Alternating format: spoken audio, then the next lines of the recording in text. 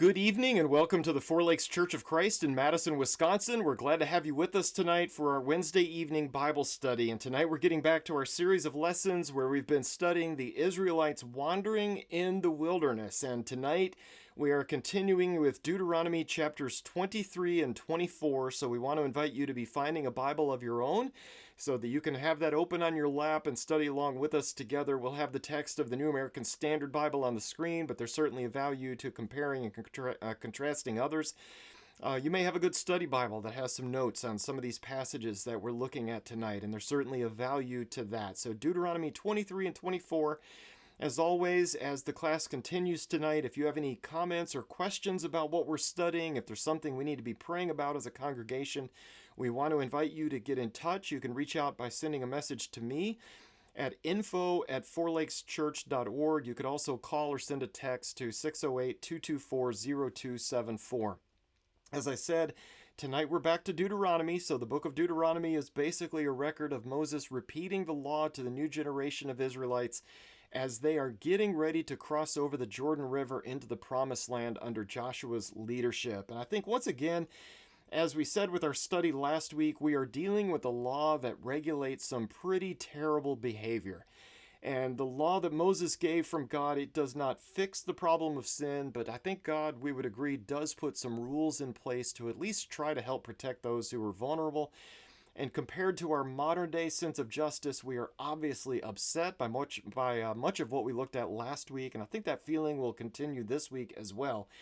But God is basically, in giving his law, creating a system to reveal sin, also a system to catalog sin, to impress upon the people that some sins are especially heinous and some are requiring of blood sacrifices and so on, and to try to impress upon them the seriousness of sin and to get his people up to a point in history where the Messiah can ultimately be born and then deal with sin permanently from that point going forward. So let's just keep that in mind as we study tonight, because we're going to have a wide range of seemingly disconnected rules. And some of these are rather unusual and rather bizarre, as I think we'll see in just a moment. So let's jump right into it tonight by looking at Deuteronomy chapter 23. And let's just take the variety pack here at the beginning. Deuteronomy 23, 1 through 14. Deuteronomy 23, verses 1 through 14. No one who is emasculated or has his male organ cut off shall enter the assembly of the Lord. No one of illegitimate birth shall enter the assembly of the Lord. None of his descendants, even to the 10th generation, shall enter the assembly of the Lord. No Ammonite or Moabite shall enter the assembly of the Lord. None of their descendants, even to the 10th generation, shall ever enter the assembly of the Lord, because they did not meet you with food and water on the way when you came out of Egypt, and because they hired against you Balaam the son of Beor from Pethor of Mesopotamia to curse you. Nevertheless, the Lord your God was not willing to listen to Balaam, but the Lord your God turned the curse into a blessing for you, because the Lord your God loves you. You shall never seek their peace or their prosperity all your days. You shall not detest an Edomite, for he is your brother. You shall not detest an Egyptian, because you were an alien in his land. The sons of the 3rd generation who are born to them may enter the assembly of the Lord. When you go out as an army against your enemies, you shall keep yourself from every evil thing. If there is among you any man who is unclean because of a nocturnal emission, then he must go outside the camp. He may not re-enter the camp, but it shall be when evening approaches, he shall bathe himself with water, and at sundown he may re-enter the camp. You shall also have a place outside the camp, and go out there, and you shall have a spade among your tools. And it shall be when you sit down outside, you shall dig with it, and shall turn to cover up your excrement. Since the Lord your God walks in the midst of your camp to deliver you and to defeat your enemies before you, therefore your camp must be holy, and he must not see anything indecent among you, or he will turn away from you. Well, in this first paragraph, we have a list of several categories of people who are excluded from coming before the Lord in the worship assembly, eunuchs. And we could read more about that. There's an interesting passage in Isaiah, which was right after the passage that the Ethiopian eunuch was reading in the book of Acts. And so ultimately, eunuchs were welcome in the house of God. We see that in the early church with the baptism of that man from Ethiopia. But also, this would include outsiders like the Ammonites and the Moabites and their descendants for 10 generations. The prohibition on the Moabites goes back to the incident with Balaam or Balaam, as we discussed that about a year or so ago in the book of Numbers. So God is still holding this against the Moabites. So because of this, the Israelites are not to be okay with these people. They are the enemy of God's people, not because of something God's people had done. We didn't make them our enemy, but it's because of what they did. They hired this false prophet and so on. The opposite is true of the Edomites. So they are Israel's relatives. They are not to detest the Egyptians forever either. So we've got, instead of 10 generations, I think it said 3 there. So there's kind of a lower amount of time with these other nations because the Jewish people, they were hosted by the Egyptians. Yes, it didn't end well, but the Egyptians, with God's help, basically saved the Israelites. And so God kind of recognizes this here, I believe, and he honors them for it, that Egyptians would eventually be welcome in the assembly, but it would take not quite as long as the others. In verse 9, even in battle, the people are to keep themselves holy. And in the rest of this passage, we have a series of sanitation issues. I think that'd be the best way of summarizing that. In both cases, there is a process for cleaning. And notice in the second example, there is a place and a procedure involved. They are to bury their waste. And I think it's kind of interesting to note the reason here. God is basically saying, because I need to live with you people, don't be gross. Bury your stuff. Keep it clean down there because God's going to come down and visit with his people. And I don't know whether we think about it in that way, but God was among them. And so God wanted them not just spiritually clean, he also wanted them to be physically clean. They were not to just use the bathroom, so to speak, anywhere, but they were to bury their waste outside the camp. So again, don't be gross, if I could summarize, if I could paraphrase what the Lord is saying here. So he dealt with some sanitation issues. All right, let's continue with Deuteronomy 23:15 through 20. Deuteronomy 23:15 through 20. You shall not hand over to his master a slave who has escaped from his master to you. He shall live with you in your midst, in the place which he shall choose, in one of your towns where it pleases him. You shall not mistreat him. None of the daughters of Israel shall be a cult prostitute, nor shall any of the sons of Israel be a cult prostitute. You shall not bring the hire of a harlot or the wages of a dog into the house of the Lord your God for any votive offering, for both of these are an abomination to the Lord your God. You shall not charge interest to your countrymen, interest on money, food, or anything that may be loaned at interest. You may charge interest to a foreigner, but to your countrymen you shall not charge interest, so that the Lord your God may bless you in all that you undertake in the land which you are about to enter to possess. And I don't know about you, I had forgotten that verse 15 was in the Bible, and it's pretty amazing to me.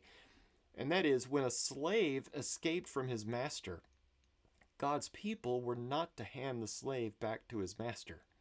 So this isn't like the donkey and the coat from the previous passage that we looked at last week. But instead, they were to welcome the slave into one of their towns. And I also want to note, it's not just where they would want this former slave to settle, but this is where the former slave would prefer to settle. So they are to leave that up to him. And to me, that's amazing. And so as a bonus, you are not to mistreat him. And I had just forgotten about this. I just had no memory of that being in the Bible. But it's kind of neat provision of the law. They are to treat the former slaves well, even if they had escaped.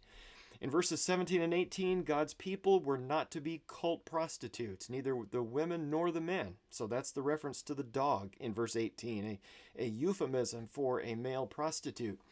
Prostitution is an abomination to God.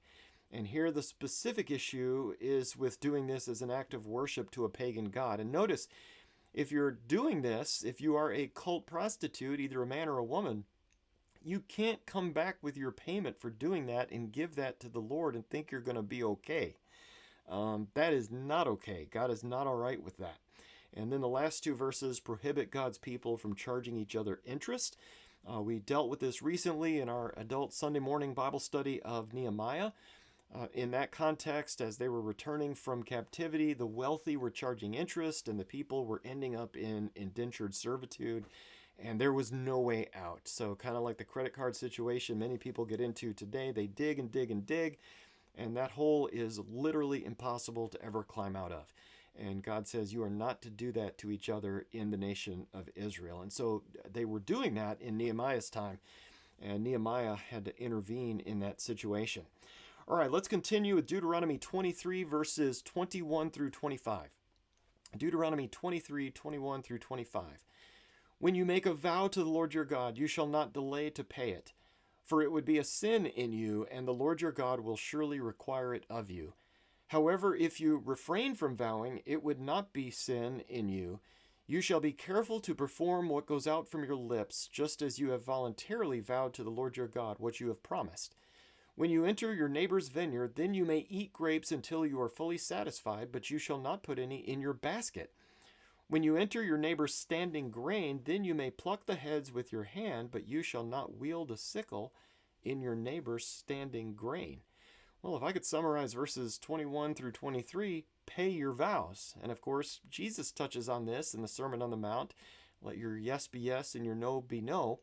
Don't swear by heaven and earth and all that. Verse 24 is a little bit uncomfortable to me. As you're passing through your neighbor's vineyard, you can eat as many grapes as you want, but don't put any in a basket. And maybe this explains so many people eating grapes and giving grapes to their kids at the grocery store. Man, I think of that as stealing, and I would assume the store would as well. I guess most of you would think that's stealing also. I would think of eating grapes in a grocery store as stealing somebody else's property, I guess, unless they weigh me before and after I go to the grocery store and charge me for the difference. Maybe that's I could suggest that next time. But this is God's law. This is what he allows in that time and place. So I don't know, maybe his reasoning is God doesn't want them starving to death. Maybe this is like an emergency. You're passing through, you're on a long journey, you don't have food. And so it's a necessity, perhaps. Maybe that's the way he's thinking here. But the bottom line is they are definitely not allowed to fill a basket. So you can eat what you can on your way through. You are not allowed to do a full-blown harvest here. You can't go in there and steal your neighbor's grapes by carrying them away in a basket. And this goes pretty much the same way for grain. You can eat it by the handful, but don't go next door and whip out a sickle. And, this helps, I think, explain Jesus' disciples getting nailed for picking grain on the Sabbath. There's a difference, though, between walking through a field and eating something here and there and doing a full-blown harvest. So one is snacking, the other is work. And work is what's prohibited on the Sabbath. And I know this passage isn't about the Sabbath, but I'm applying this like little bit as opposed to sickle. To the Lord's, that situation he faced, I think in 3 out of the 4 gospel accounts. It was a pretty significant thing. So that's what we're dealing with here. You can snack, but you can't full-blown harvest in your neighbor's vineyard or his fields. Well, let's move over into the next chapter now. Deuteronomy 24, verses 1 through 5. Verses 1 through 4 is kind of a paragraph. We'll tack 5 on here as well. But Deuteronomy 24, 1 through 5 with some marriage and divorce issues. When a man takes a wife and marries her, and it happens that she finds no favor in his eyes because he has found some indecency in her, and he writes her a certificate of divorce and puts it in her hand and sends her out from his house, and she leaves his house and goes and becomes another man's wife, and if the latter husband turns against her and writes her a certificate of divorce and puts it in her hand and sends her out of his house, or if the latter husband dies who took her to be his wife, then her former husband who sent her away is not allowed to take her again to be his wife, since she has been defiled. For that is an abomination before the Lord, and you shall not bring sin on the land which the Lord your God gives you as an inheritance. When a man takes a new wife, he shall not go out with the army, nor be charged with any duty. He shall be free at home 1 year, and shall give happiness to his wife whom he has taken. Well, we have a few rules on marriage again, starting with some instruction on divorce and remarriage. And this is one that the Pharisees tried to nail Jesus on in Matthew 19. But you may remember Jesus reminded them that divorce is not commanded here. They were saying, why did Moses command? And Jesus is like, he didn't command, he allowed it due to the hardness of your hearts. And so Jesus then brings them not back to Moses, but he bypasses the law of Moses and brings these people all the way back to the beginning. And that's the covenant that we're living under today. But here, though, Moses does not allow divorce. He does allow divorce if a man finds some indecency in his wife. And, some have interpreted this to be adultery, like sexual sin. Others have interpreted this to mean much less than adultery. If she's a terrible cook, or if she's bad at, driving or whatever. And we don't have the clarification of that here. But we do find here that if a man divorces his wife for this reason, for the reason of indecency, and if she enters a new relationship, and if that new relationship fails, the woman is not allowed to go back to her first husband. And that would be an abomination before the Lord. And I know we might think, but it's good to go back to your husband. Back to husband number one. I think that's most of us would think, well, that's a good thing. However, that is not the way God looked at that. So this was forbidden under the law of Moses. And then the other instruction on marriage comes in verse 5, where newlyweds are given a year off from their military service.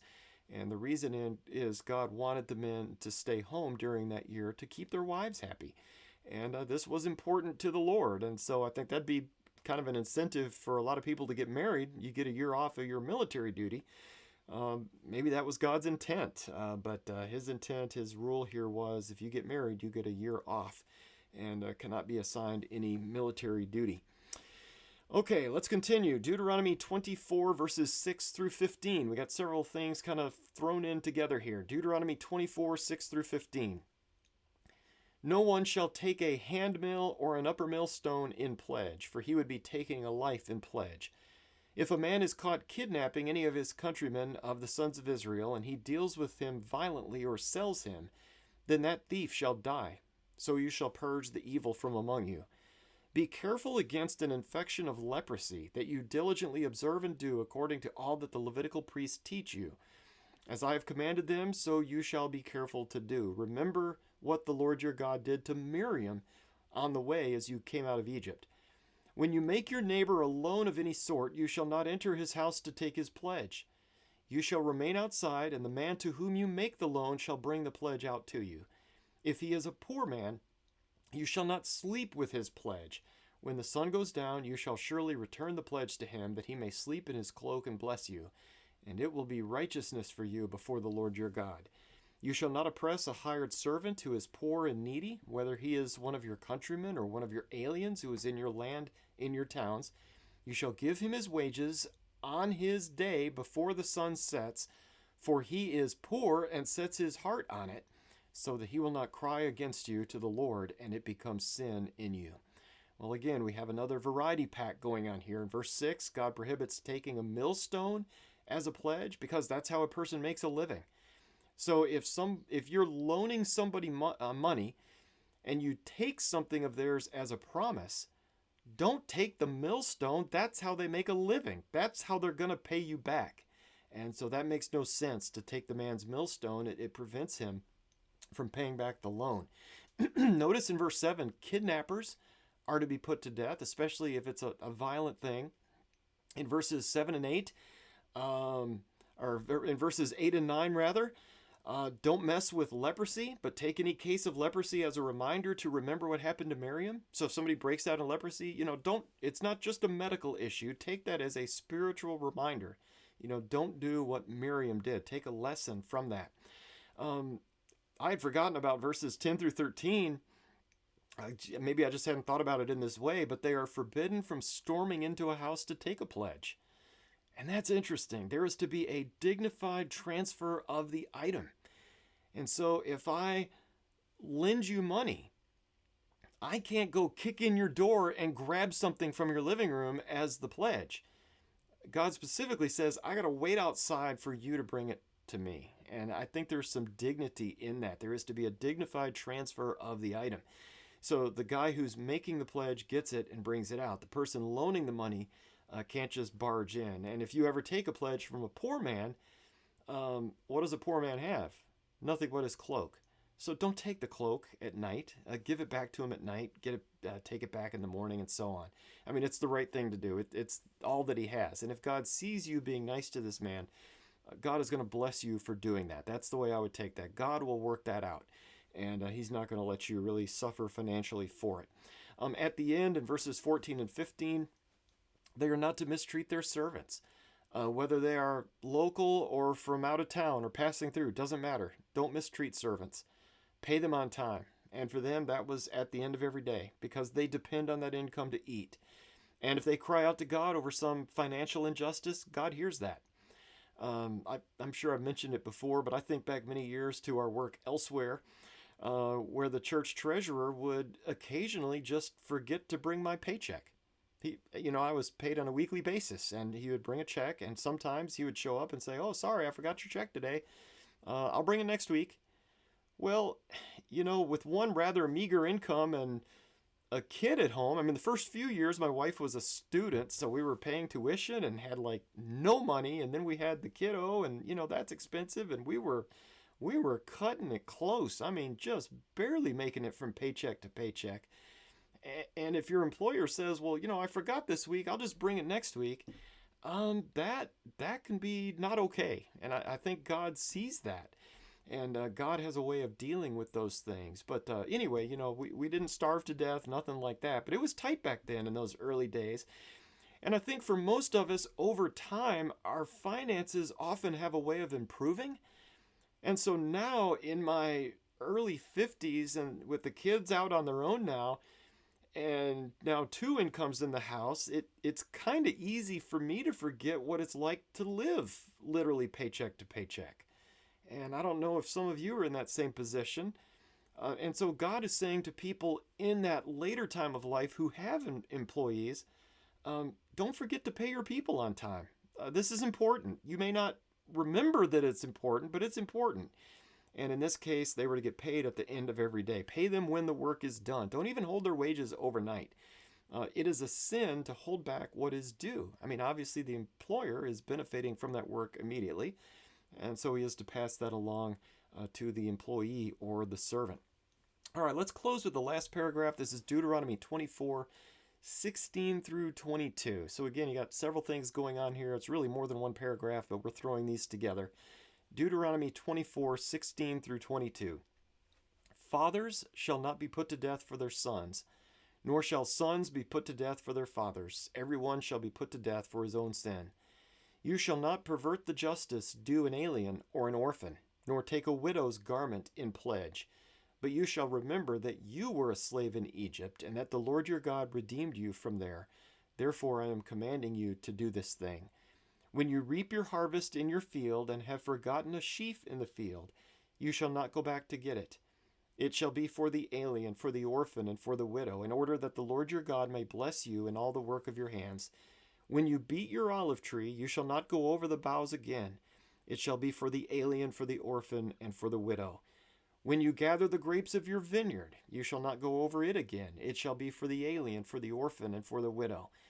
You shall remember that you were a slave in the land of Egypt. Therefore, I am commanding you to do this thing. Well, in verse 16, God explains that everybody's responsible for their own actions. So we're not guilty for the sins that our parents have done. Parents aren't responsible for the sins that their kids have done. They may suffer consequences. If my parents, while I'm growing up, sinned in some way, they could sin in a way that affected me, but I won't be held guilty before God for what they did. I think that's what's going on here. In verses 17 and 18, the people are to be extremely careful not to allow any injustice toward any aliens or orphans or widows. They are to remember that they were once helpless themselves in the land of Egypt, and so they are to treat these people humanely. In verses 19 through 22, they are only to go through their fields and vineyards one time during harvest.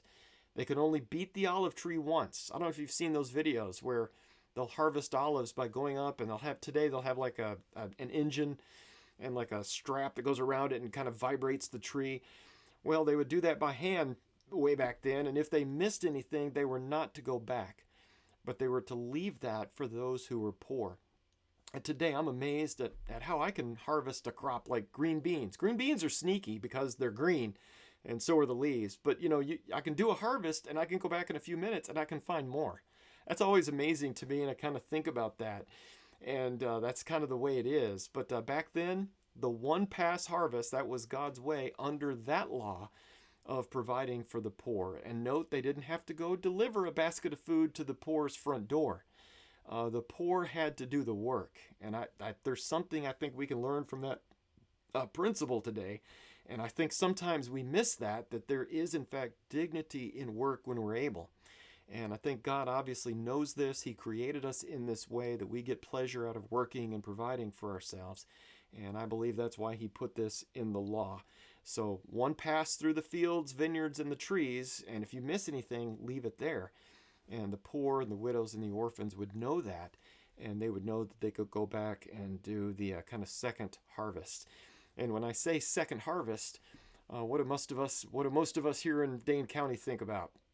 A second harvest food bank. I'm positive that's a reference to that, but just thinking about that. All right, this brings us to a place where we can pause for a week. So the next time we're together, we want to continue with chapters 25 and 26, if the Lord wills. And again, we're moving quickly, and we're not paying careful attention to each verse, but we're getting the big ideas here, and I think we are learning something. As always, if we can help, let us know. Thanks for being with us tonight. Get in touch if you have any questions. Send an email, info@fourlakeschurch.org. If you're joining us on the phone, you may not have internet access, so just give me a call or send a text to 608-224-0274. As we close tonight, let's go to God in prayer together. Our Father in heaven, we praise you tonight for being the God of Moses.